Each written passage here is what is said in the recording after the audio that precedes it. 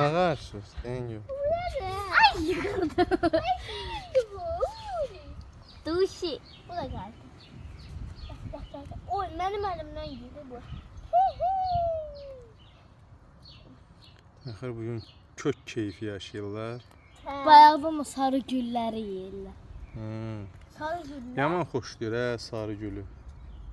Bu duşi çok, ikisi de çok seviyorum. Vallahi yiyeyim. Xırta xırtdı ya. Oha necə yeyilir dakikada. Çok keyifli. Babaları olsa Havaya necə qalx. olar. Ay sağ ol. Havaya qalx. Necə buradan yedi? Duşi. Bu da havada yiyebilir. Elimden düştü. Bağla qapını axıra qədər. Ha, duşi gel. Kaldırım. Bağla da bağla ki çıxmasın. Yadından Çıksa ne olar ki? Sonra gəlin də bunu tut. Ay Qaçacaq ya. aya. Ha. Kaçsın. Qoy içində. O da. Duşi. Duşi çok iştahla yiyiz. Bəli. Ha? Siz bu haqda nə deyə bilərsiniz? Çok şirindi. Ama karnı da gedip derman vermək lazımdı. Bakın. Yodlu su verdim hə, qarnı gedib. Deyəsən çox yaş ot vermişik ona görə.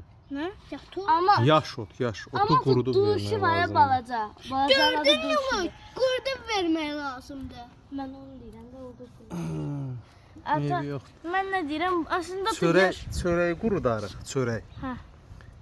Evdəki çörəklərdən dilimləyib qoyaq duşu var çölə. ya. Dilimləyib qoyaq çölə, qurusun. Versən xırt yeyirlər Ata qəşəng. bu duşi var ya duşi.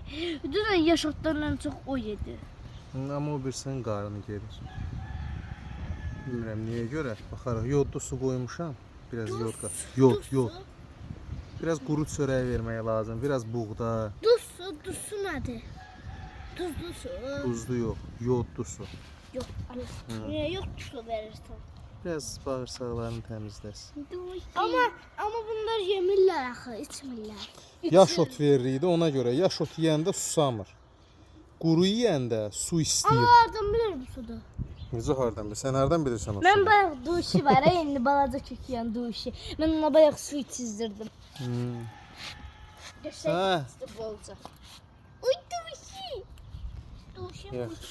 duşi.